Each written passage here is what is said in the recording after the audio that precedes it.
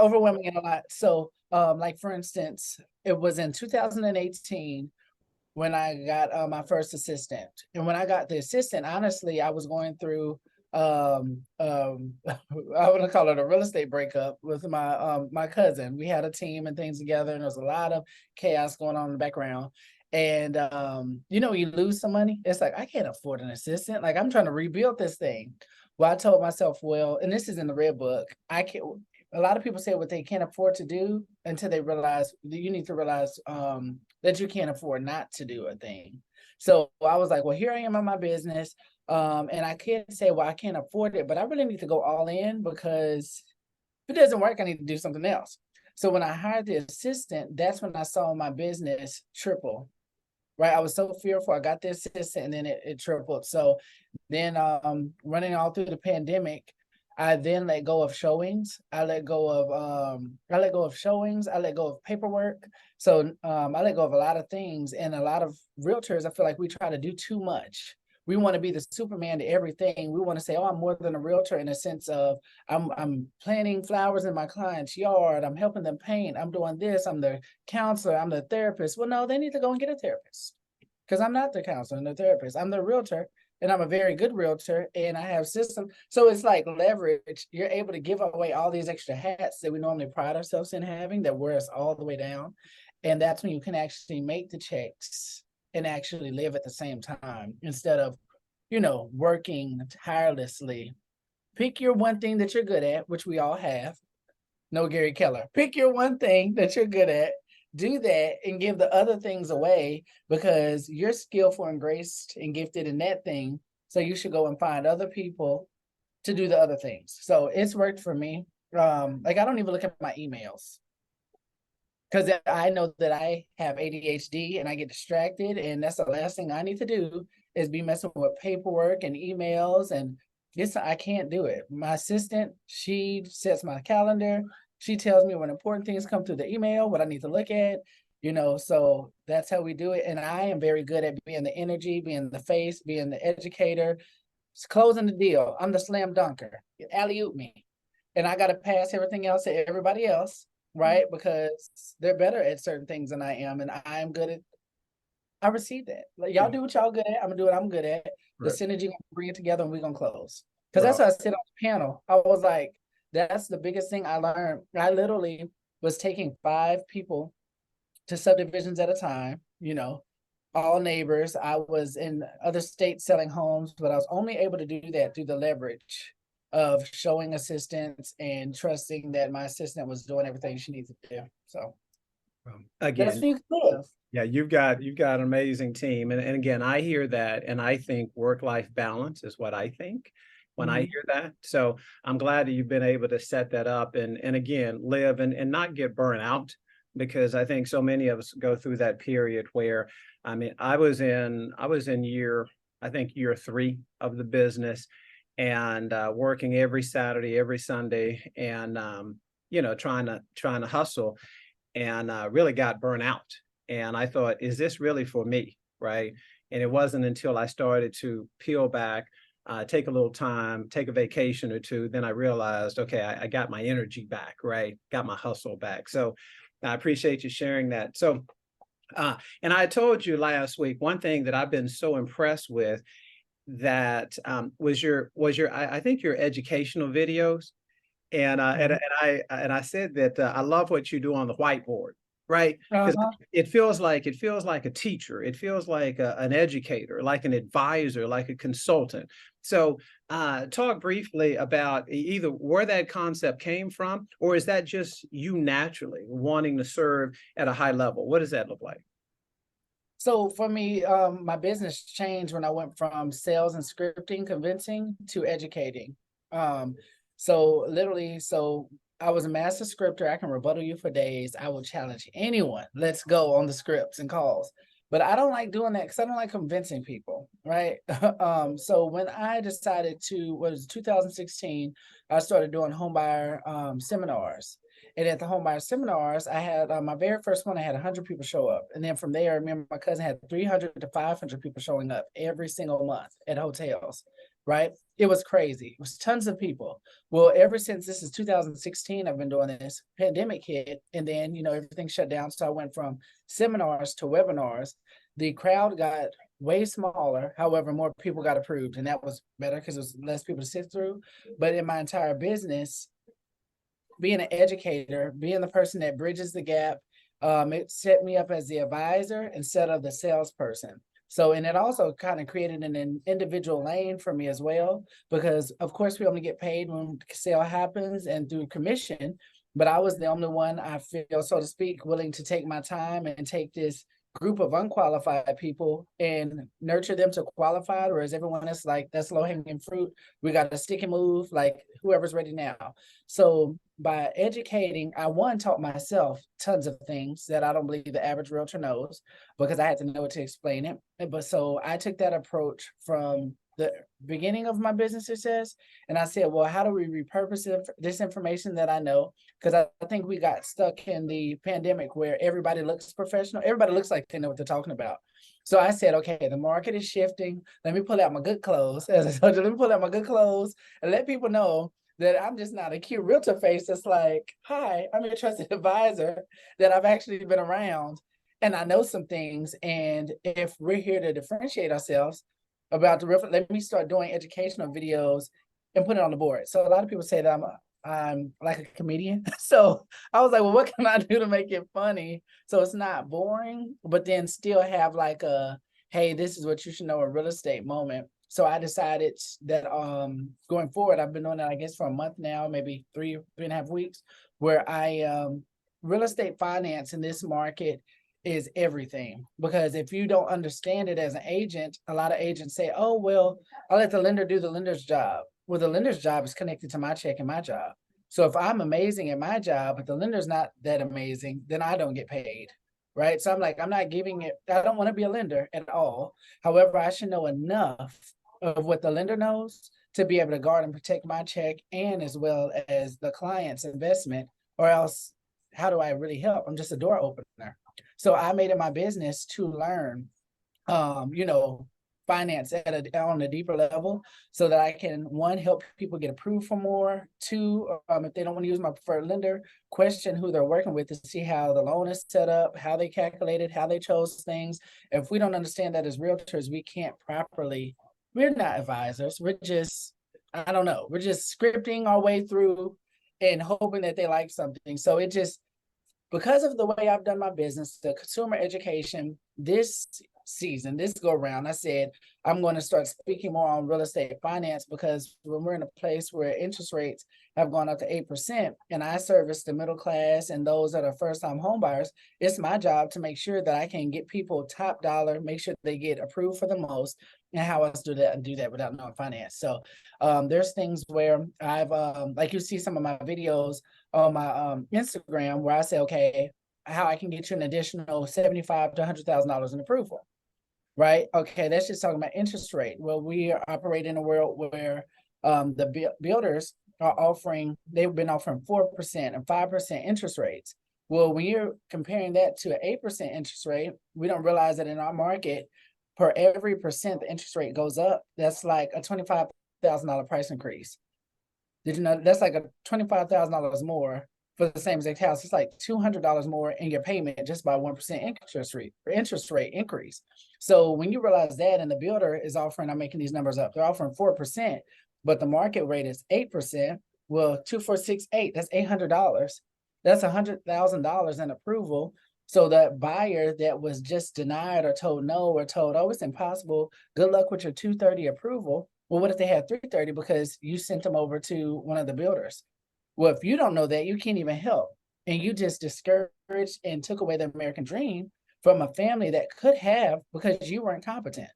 And we all took the test and we all did breezed over the real estate finance part, because we said the lender, that's what they do. I'm the realtor. But it's like, no, you should have some type of something. I know there's tons of things I don't know, but what I do know is what I know. And I always strive to learn more, because I realize just how important that part of the structure of what we do is. So for me to be a gatekeeper, for me to be the person who is leading the American dream and helping families, I am so intrigued for digging deeper and deeper because I know why it's important now. I know why it's important. So I don't want to be a lender. Get somebody else to do that. That's what you do. But I need to know how to protect my check for one, and then how to protect the consumer because those checks we're throwing away, because we don't like certain builders. I won't say them on here. It's like, well, you get a portion of a check, then just basically counting someone out of home ownership and you're not getting a check at all. Because what do we do with a $230,000 approval? Even if we would love to help you, but where do you go? But if we knew we can get you 100,000 more and maybe get something, really, it's ministry at that point. Like, okay, well, thank you for the tip, but at least you have a home and you have a piece of American dream while we're all trying to figure out this market as it shifts on us. You shouldn't be shut out just because I want a 3% commission. I need to be a great lead generator and learn how to get 10 of you instead of just one of you. And then that way you get what you want. That a servant's heart. It's really consumer education to help. And that's when I've seen my business has never been the same. I can rebuttal you for days. Especially now that I know how things connect, because Keller Williams taught me that at 20, and I took it very serious because while my peers were going to college, I was in real estate at 19. So I said, this got to be for real. I have to take this seriously. This is my education. I will not be the, and I'm like, I'm smart. I had top 10%. I'm not going to go into the streets of the world. And while my friends are degreed and educated, and it's like, well, what did John do in his life? So I'm like, I took real estate very serious.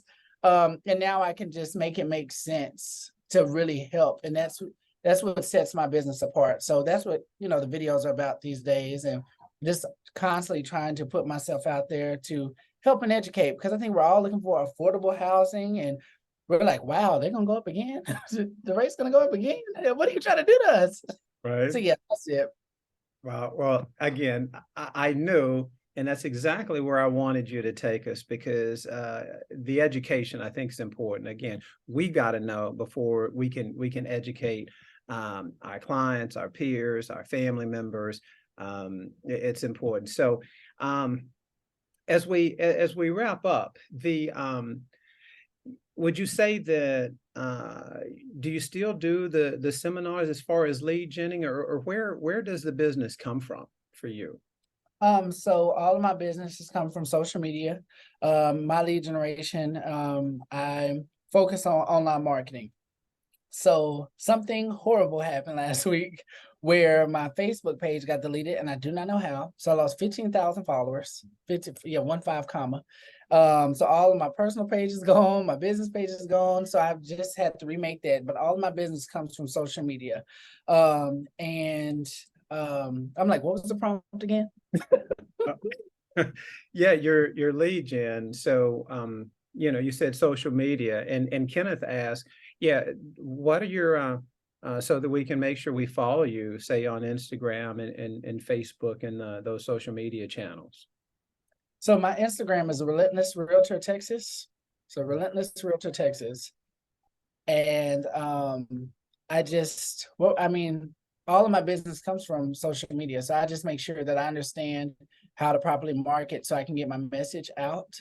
So the knowledge I do have, putting it in a way where it's different and stands out than any other way that it's been delivered to the consumers. So since it's so much, information we scroll daily, it's like, okay, this isn't just another, house tour. We can mix in house tour with personality, because a lot of people on social media feel that they already know me, because it's like the me that you get on social media is who you're going to get like when you hire me. So I don't even have to, I can just be myself. That's what I love about my business too.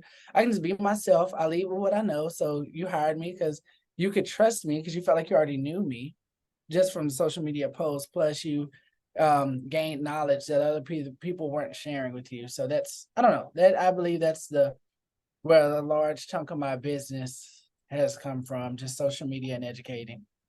Well, Johnny, I'd say you're 100% correct. And it's interesting because, like I said, I stand on the outside looking in often, right? I don't always respond, but I'm that crazy voyeur. And I think that the comedic side that you bring to things, it makes it so entertaining that I watch like the video from beginning to end. And this is what I do. And yet I still watch you. So I know that's got to resonate with the consumer, that they feel like, man, working with this guy is going to be one, educational, but it's going to be fun. And I tell folks that my main responsibility is to expose and then educate. And I feel that you're 100 right there in line with me. But I did have to reel it in because I said, I got to start showing people what I really know because they're just going to think that I'm funny. So Right. let me mix in 60 days or less with zero down. So that's more information. So I wrote that book in 2019 and then had it transcribed into an audiobook just last December. Okay, So that's circle back to that quickly because all of a sudden we lost you for about oh 5 seconds. And so you'd mentioned the book or something. yes. So how to buy a home in 60 days or less with $0 down. I honestly think that every realtor should get that book as well because when I say that I from 2016 until present, um, I know every question that a first-time home buyer is going to ask because that is my business. So you asked me if I still do the seminars. I went from doing the seminars once a quarter when I very first started it to every single month. So when you have a room full of 100 to 400 consumers, there is no question. Everybody has the same question. It's like this. There's only so many ways to sell real estate, and so many concerns and so much apprehension a person has. So I took everything that I learned through doing those seminars and I put it in a book format. So whether it's talking about down payment assistance, how to repair your credit, all the home buyer programs, loans, grants, city or government, my story, I have case studies in there. I have past clients in there. So it basically just takes you from what was possible for me in my life through real estate. My first house, I made 50,000. The house I'm in right now almost has 200,000 in equity. So I take them from my journey to this is what you do, to this is how you fix it if you're not ready, to these are real live, real stories of other people who may have had bankruptcy, thought it was impossible. You too can do this. And it labels all the different, how to calculate your mortgage, what to look for, questions to ask your realtor, how to buy a home in 60 days or less with zero down. So all that's available on there. And if you don't read, it is available on audiobooks on Amazon. So we have that. And I believe that when this just keeps speaking to me, right, Ben? So give and it shall be given. The good measure. So I just try to keep giving the good measure so we can shake it, press it down, shake it together. I'm ready for it to run over. So in all things, I'm just like, well, if I can give, it will come back to me. And as I step into other spaces of my business, something is just saying, okay, like with all things, don't worry about everything. I just give and it's going to come back. So, and it has, and then you got to remind yourself of that too, because sometimes we get in our way, but that's where it's at and where it's been for me. So I'm jumping back into the giving spirit. Well, again, you have given it to us, and our cup is runneth over, my brother. I can't even thank you enough because I think I say it almost just about every week that we're on. If you didn't get something or a nugget from what John shared today, then you know what? That's a you problem, right? Because you brought the meat this week, my brother. So I appreciate you delivering. As we finish, is there one more point that you'd like to deliver, or are we good, ready to rock and roll? I'm gonna say to lead generate 10x your lead generation, your efforts. I have a database of 20,000 people from my seminars. And I realized during the pandemic, I got extremely lazy, honestly, because I was like, I can pick and choose. I don't have to work with certain people, blah, blah, blah, blah. And then when the market shifted to 8%, it's like, okay, now we're digging through the pile and we, calling again. And I was like, wow, when my business is, I can't call people one-on-one. I can't do this because it's too many people to get through. And if Gary Keller's formula is still right, 100 equal 1, I don't have time to call 100, right? To get my 1. So I'm going to say maximize your lead generation efforts. So if you're open house and door knocking, all those things, they work. But think to yourself, what can you do to 10x that? Like I do, I use Lion's Desk as a CRM because it's the only CRM where you can send out a video text message and I send out blast text messages. So if someone's doing a special rate or there's something going on with rates or a certain type of product, I will craft a message with a hook and an offer and send that out to all 20,000, 20,000 numbers. And I would say, okay, text response if you're ready, like or text I'm ready. So that it will allow me to at least throw bait. So anybody who catches the bait, I got that sitting there, and then I can go and hunt. I want to fish. I'm trying to be the fisherman. Okay. You can get somebody else to go out there hunting every day. I want to throw the bait and wait for my reel to get hit. But I'm not trying to be out here hunting buffalo every day. So I send that out.